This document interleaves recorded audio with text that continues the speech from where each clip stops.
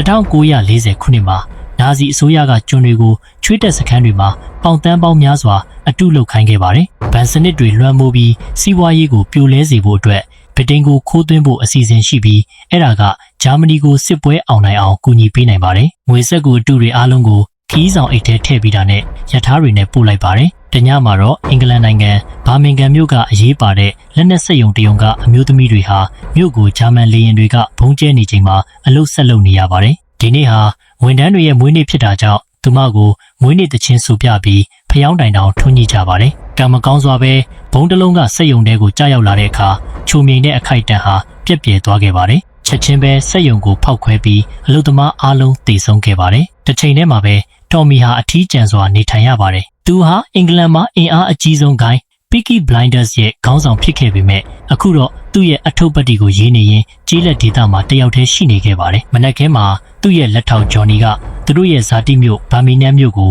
ဘုံကျဲတိုက်ခိုက်ခံရတယ်လို့သူ့ကိုအသိပေးခဲ့ပေမဲ့တော်မီကဘာမှမတုံ့ပြန်ပါဘူး။ဂျော်နီကမြို့ကနေထွက်ပြေးလာတဲ့အမျိုးသမီးတစ်ယောက်နဲ့တိုက်မိပြီးအဲ့ဒီအမျိုးသမီးကသူ့ကိုအရင်ကတည်းကမှတ်မိနေခဲ့တယ်လို့လည်းပြောပြပါတယ်။သူမကတော်မီကိုဂျစ်ပစီအားလုံးရဲ့ဘယင်းလို့ခေါ်ပြီးဘာဖြစ်သွားလဲဆိုတာသိလားလို့မေးတယ်။ဂျော်နီကတော်မီဟာစာရေးဖို့ဒီလောကကနေထွက်သွားတယ်လို့ပြောပြတယ်။ထော်မီကသူ့စာအုပ်ကိုရေးနေတော့ဖုံးမိတန်ကြားလိုက်ရတယ်။စပွဲကနေဆင်းသွားတော့တယောက်ယောက်ခြံထဲမှာပြေးနေတာကိုသတိထားမိတယ်။ခဏလောက်စိတ်တူပြီးစပွဲကိုစိတ်ပြက်လက်ပြက်နဲ့စောင့်ပိတ်လိုက်တယ်။လမ်းလျှောက်ထွက်ဖို့ဆုံးဖြတ်လိုက်ပြီးတစ်ကိုင်းပေါ်မှာအနီရောင်ဘဝတစ်ထည်ကိုတွေ့လိုက်တယ်။နောက်ပိုင်းမှာစာရေးနေတော့မကြသေးခင်ကသူ့သမီးရဲ့ဆုံးပါသွားတဲ့မြင်ကွင်းတွေကြောင့်ခြောက်လန့်ခံနေရတယ်လို့ဖွင့်ရတယ်။ဒါပေမဲ့ဘဝကအစစ်မှန်ဖြစ်ပြီးဘလို့ရောက်လာလဲဆိုတာသူရှင်းပြလို့မရဘူး။ဘဝရှိနေတာကသူ့ကိုစိတ်အနှောက်အယှက်ဖြစ်စေတာကြောင့်သူ့အကိုရဲ့အုပ်ကူမှာချိတ်ဆွဲထားဖို့ဆုံးဖြတ်လိုက်တယ်။နေ့လယ်ပိုင်းမှာထော်မီကိုသူ့ညီမအေဒါကလာလဲပြီးစက်ရုံမှာဘာတွေဖြစ်ခဲ့လဲဆိုတ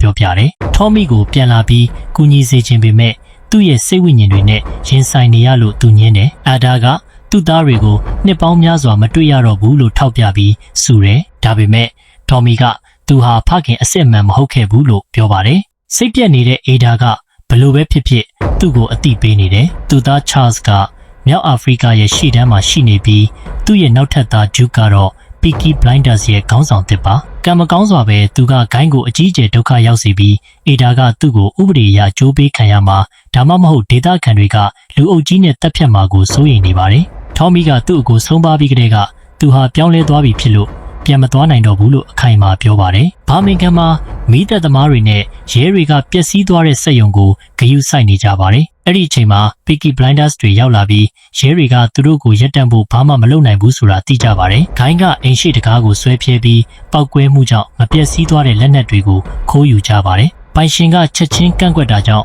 ဒုကဘာမင်ဂမ်ရဲတပ်ဖွဲ့ရဲ့ရဲချုပ်ရဲ့ခွင့်ပြုချက်ရထားတယ်လို့အသိပေးပြီးငွေတချို့ပေးလိုက်ပါတယ်။ပိုင်ရှင်ကရဲတွေကိုအဆက်မပြတ်တိုင်ကြားနေတဲ့အတွက်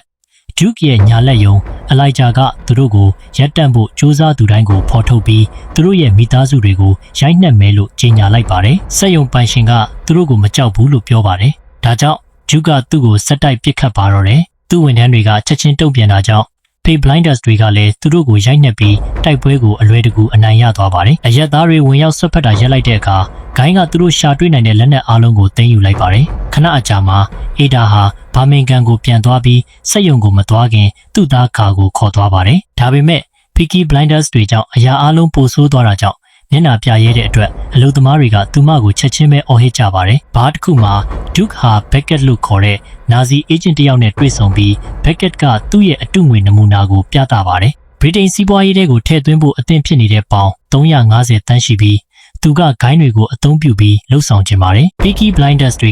သူနဲ့အလုပ်လုပ်ဖို့သဘောတူရင် 20% ရှော့ပေးမှာဖြစ်ပေမဲ့နောက်ဆက်တွဲဖြစ်လာမဲ့ဗျံပရာအခြေအနေအတွက်အသင့်ဖြစ်နေရမှာပါ။ Beckett ကသူ့ရဲ့အထက်လူကြီးတွေကထော်မီနဲ့စကားပြောစေချင်တယ်လို့လည်းပြောပါတယ်။ဒါကြောင့်ဂျူးကစိတ်ပြက်လက်ပြက်နဲ့ကားမှန်ကိုပစ်ဖောက်ပြီးကားအပြင်ဘက်ကိုဝင်တိုက်လိုက်ပါတယ်။ Beckett ကသူ့တိုင်းပြည်ကိုတစ္ဆာဖောက်ဖို့ဆန္ဒရှိမရှိမေးတဲ့အခါဂျူးကဟုတ်ကဲ့လို့ဖြေပါတယ်။ဒါကြောင့် Beckett ကဒီညတက်တည်ပြရမယ်လို့ပြောပါတယ်။နောက်တစ်နေ့မှာထော်မီဟာသူ့အိမ်ထဲမှာစူညံတန်တစ်ခုကြားလိုက်ရပြီးချက်ချင်းပဲတနက်တလက်ကိုကောက်ယူပြီးစုံစမ်းစစ်ဆေးလိုက်တယ်။စပွဲပေါ်မှာပွင့်နေတဲ့ပတင်းပေါက်တွေကိုလိုက်ကြည့်ပါလို့ရေးထားတဲ့မှတ်စုတစ်ခုကိုတွေ့လိုက်ရတယ်။ထော်မီကကိုစာအုပ်ဖတ်နေတာကိုတွေ့တဲ့အထိလိုက်လုံနေတယ်။သူ့တနက်ကိုသူ သူမစီချိန်ထားပေမဲ့ဒုကရဲ့ဆုံးပါသွားတဲ့အမေဇယ်ဒါနဲ့အရန်တူတာကြောင့်အနီးကပ်ကြည့်လိုက်တော့သူအံ့အားသင့်သွားတယ်။ခေါအားကဇယ်ဒါရဲ့အမွှာညီမဖြစ်ပြီးအိမ်မက်တွေအခမ်းအနားတွေမှာသူမကိုစကားပြောနေတုန်းပဲလို့ရှင်းပြတယ်။ဇယ်ဒါကသူမကိုဒီကိုသတင်းစကားတစ်ခုနဲ့ပို့ပေးခဲ့တယ်လို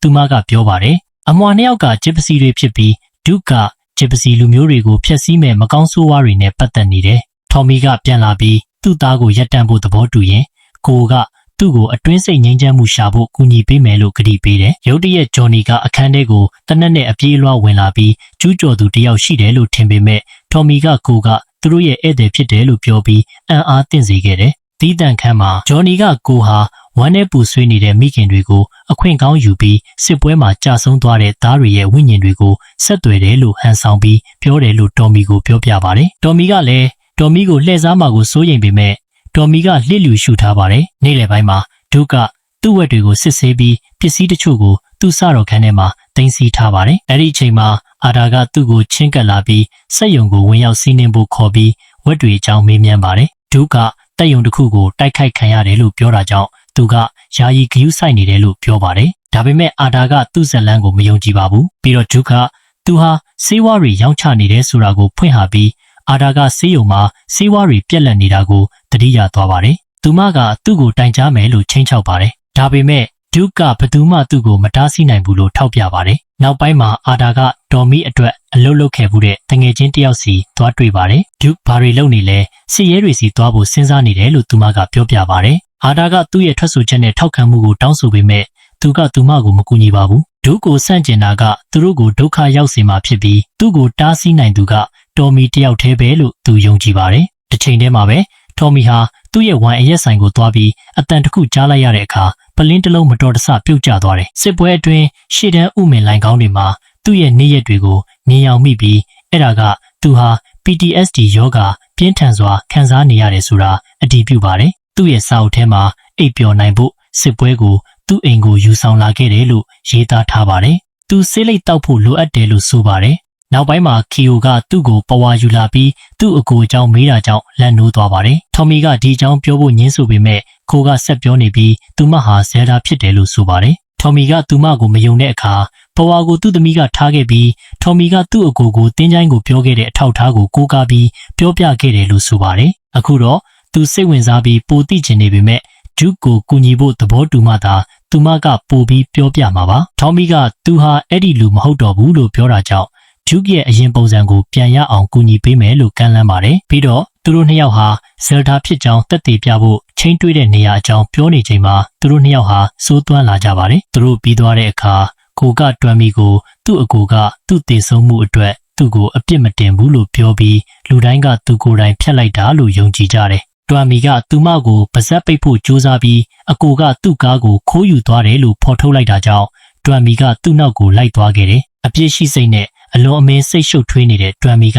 ဖြစ်ပျက်ခဲ့တာကိုဝန်ခံခဲ့တယ်။ညကမျိုးတွေထူပြီးသူ့အကိုကဆေးလိပ်တောက်တာများလွန်းတာကြောင့်တွမ်မီကမကောင်းဆိုးဝါးလို့ထင်ခဲ့တယ်။တိုက်ပွဲမှာတွမ်မီကသူ့ကိုမတော်တဆတတ်မိသွားတယ်။ကိုကတွမ်မီကိုလွှတ်ပေးရမယ်လို့နှစ်သိမ့်ပေးခဲ့တယ်။သူသမီးဒါမှမဟုတ်သူ့အကိုကိုမကယ်တင်နိုင်ပေမဲ့သူ့သားကိုတော့ကယ်တင်နိုင်ပါသေးတယ်။ညနေပိုင်းမှာဘာမင်ဂမ်မြို့ကိုဘုံကျဲပြန်တယ်။လူတွေကခိုးလုံရာတွေကိုအပြေးအလွှားသွားပြီးအဓာကဒေသခံအားလုံးနဲ့တပြိုင်နက်တည်းစကားပြောဖို့အခွင့်အရေးယူလိုက်တယ်။သူမကဒုကိုရက်တန့်ခြင်းပေမဲ့သူတို့ရဲ့ထွက်ဆိုချက်တွေကိုစစ်ရဲတပ်ဖွဲ့စီပို့ဖို့လိုအပ်လိမ့်မယ်။တစ်ချိန်တည်းမှာပဲဒုကဘက်ကတ်နဲ့ဗြိတိရှဖက်စစ်အဖွဲ့ချုပ်ရဲ့ဒုတိယအကြီးအကဲဘာကြီးနဲ့တွေ့ဆုံပါတယ်။ဘာကြီးကငွေအတုတွေကိုတနိုင်ငံလုံးဖြန့်ဝေပေးမှဖြစ်လို့အသေးစိတ်အချက်လက်တွေကိုဆွေးနွေးကျင်တယ်လို့ဒုကပြောပါတယ်။ငွေတွေကိုစုဆောင်းဖို့တူးမြောင်းလေ3စင်းကိုအသုံးပြုမဲ့သူ့ရဲ့အစီအစဉ်ကိုမျှဝေခဲ့ပြီးဘာကြီးကိုအထင်ကြီးစေခဲ့ပါတယ်။ထို့နောက်ဘက်ကက်သည်ဗာဂျီကိုတစ္ဆာဖောက်အဖြစ်မှတ်သားပြုထားသောထောက်လှမ်းရေးသတင်းများရရှိထားပြီး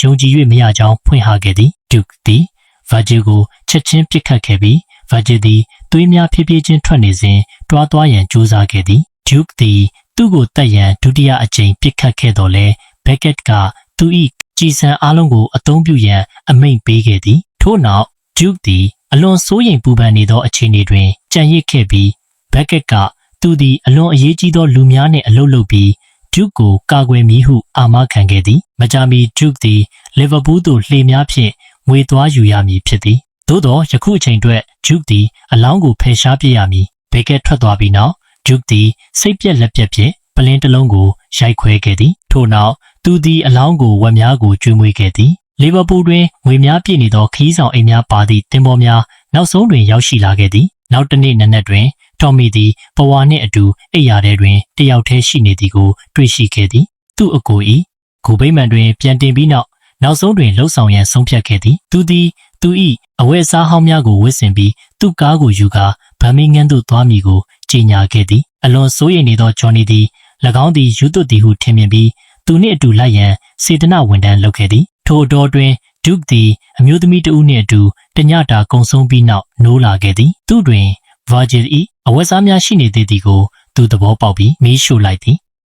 နီးထိုအချိန်တွင်ဘက်ကက်သည်သူ့ထံချင်းကပ်လာပြီးအေဒါခိုလုံရာနေရာတွင်ဘာလုပ်ခဲ့သည်ကိုပြောပြသည်ဒုတ်သည်စစ်ရဲဌာနသို့မသွားမီသူမကိုတပ်ပစ်စေလိုသည်ဘက်ကက်ကလည်းသူ့သားအတွက်ရှက်မိတော်လဲဒုတ်သည်သူ့သားဖြစ်ပါကအလွန်ဂုဏ်ယူမိမည်ဟုပြောခဲ့သည်ထို့နောက်ဒုတ်သည်အေဒါနှင့်ဂါရိုနောက်သို့မြို့တွင်၌လိုက်သွားပြီးဖုံးယုံတစ်ခုတွင်ပုံအောင်နေက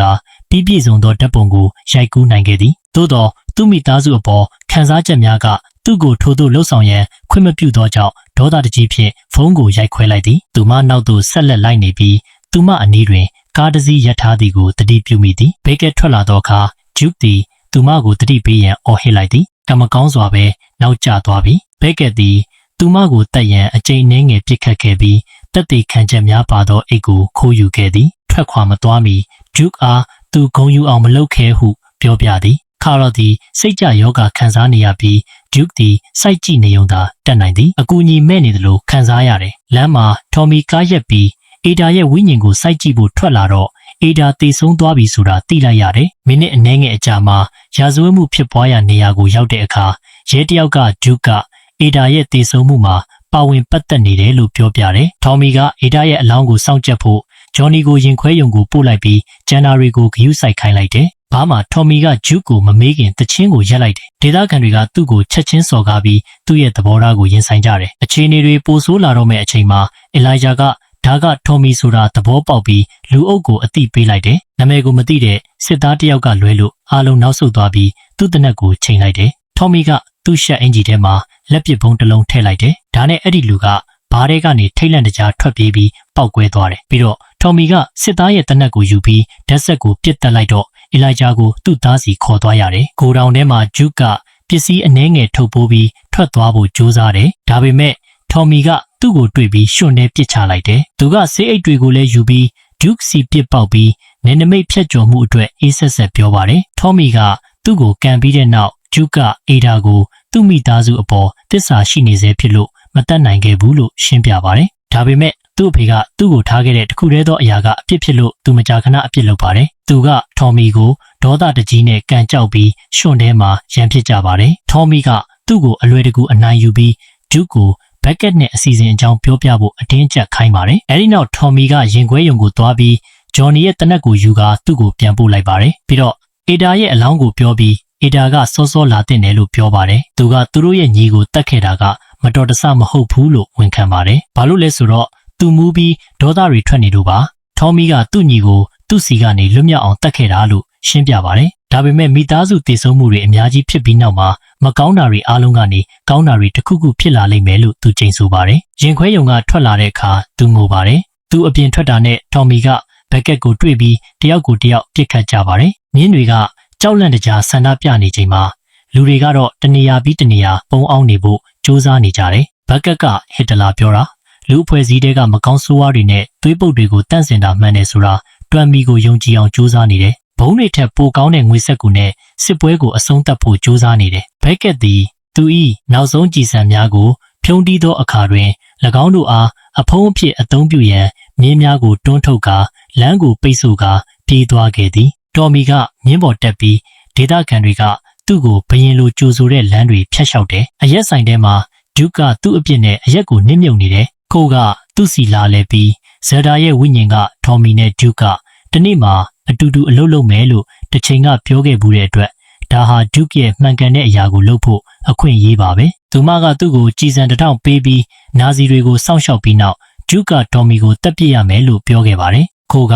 သူ့ကိုစိတ်ပိုင်းဆိုင်ရာငြိမ်းချမ်းမှုရရှိဖို့တခုတည်းသောနီလန်ဖြစ်တယ်လို့ကတိပေးခဲ့ပါတယ်။ ထော်မီတေဆုံးသွားပါကဂျုကသည်၎င်း၏မိခင်အမြဲတမ်းအလိုရှိသည့်ဂျစ်စီဘရင်အသစ်ဖြစ်လာနိုင်သည်။ခိုအရက်ဆိုင်မှထွက်သွားသောအခါသူမသည်ထော်မီကိုဝင်တိုက်ပြီးဂျုကသူ့ကိုကူညီမည်ဟုပြောခဲ့သည်။ဒါပေမဲ့ထော်မီကအရင်ဦးဆုံးဂျစ်စီတွန်းလဲလိုတယ်လို့ပြောပါတယ်။အတွင်းတွင်ဂျုကသည်သူ၏ဆုံးဖြတ်ချက်ကိုလိုက်နာရန်အကြွေစိတ်တစ်ခုကိုလှမ်းလိုက်သည်။ဒုကဘက်ကက်ကိုတက်ဖို့သူ့ကိုကူညီဖို့သဘောတူလိုက်ချိန်မှာထော်မီဝင်လာပြီးသူတို့နှစ်ယောက်အတွက်တောက်စရာတွေလောင်းပေးတယ်။ခဏကြာတော့မိသားစုနဲ့တငယ်ချင်းတွေစုပြီးအေဒါရဲ့ဇာပနာကိုတွားကြပါတယ်။ခန္ဓာကိုယ်ကိုအင်ဇိုင်းတွေထည့်ထားတယ်။ဓာတ်ပုံဂရီအနှဲငယ်ပါတဲ့ဂျစ်စီတွန်းလဲကိုထော်မီပေါ်မှာတင်လိုက်တယ်။မီပူဆွေးတော့ကကိုကင်တွယ်၍မီးလျံကိုကြည့်ရှုလော့။အဲ့ဒီညမှာဂျုကထော်မီကသူ့နောက်ကိုလိုက်သွားမယ်ဆိုတာသတိပေးဖို့ဘက်ကက်ကိုဖုံးဆက်တယ်။သို့တော့ဒုကကူညီချင်နေစေဖြစ်သောကြောင့်ဘက်ကက်သည်အစီအစဉ်အပြီးသက်အတွက်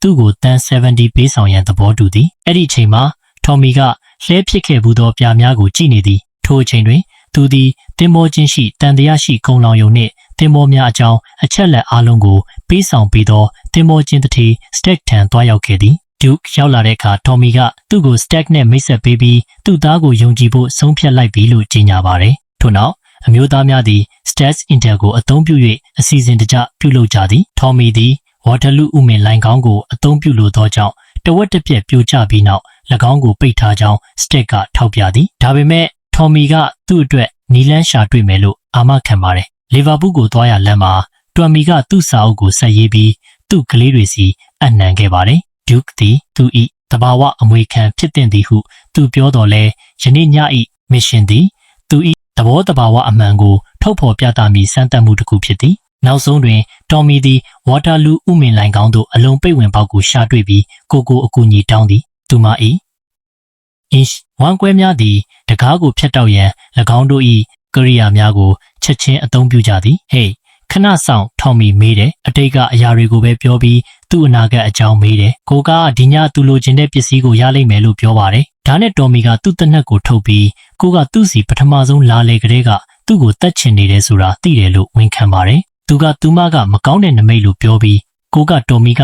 ဒုကိုမတတ်ရင်ကောင်လေးကသူ့ကိုတတ်လိမ့်မယ်လို့ပြန်ဖြေပါတယ်။တော်မီကဥမင်လိုင်ကောင်းနဲ့ဝင်သွားတော့ဒုကဘက်ကက်နဲ့စကားပြောတော့ဘက်ကက်ကတော်မီရဲ့အစီအစဉ်အကြောင်းမေးပါတယ်။ဒုကလှေရဲ့လမ်းကြောင်းတွေနဲ့တနက်အနှဲငယ်သာရှိတော့မယ်လို့ပြောပြတာကြောင့်ဘက်ကက်ကသူ့ဂျာမန်စစ်သားတွေအတွက်အားလုံးကိုဘာသာပြန်ပေးပါတယ်။မကြာခင်မှာပဲ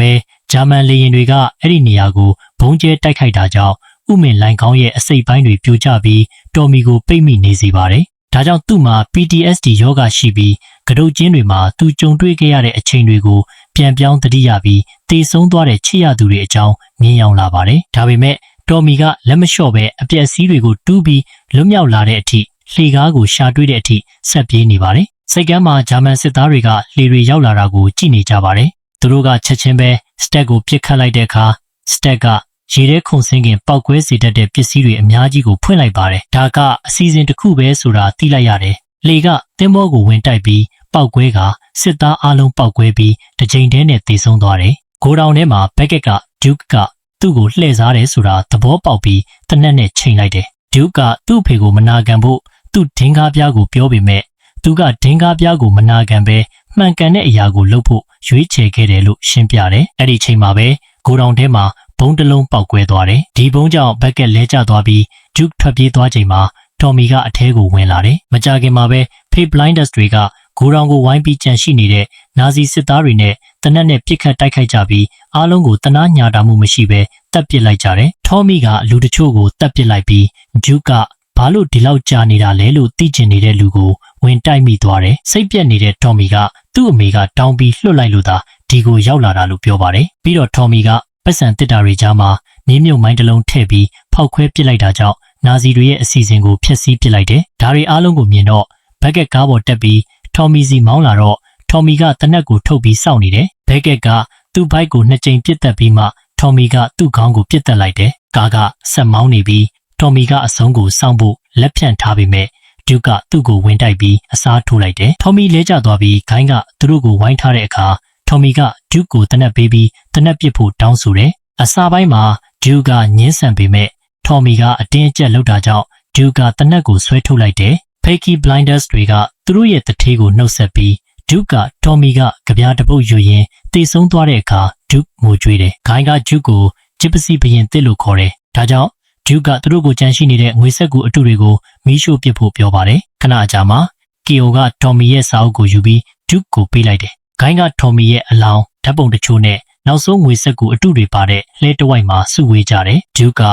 လှဲကိုမီးရှို့ပြီးအဖွဲ့သားတွေကနှုတ်ဆက်ဖို့ဖီမာနာရီပေါင်းများစွာနေခဲ့ကြတယ်။ဒီလိုဗီဒီယိုတွေကိုပိုမိုကြည့်ရှုနိုင်ဖို့ Subscribe လုပ်ပြီး Notification တွေကိုဖွင့်ထားပါ။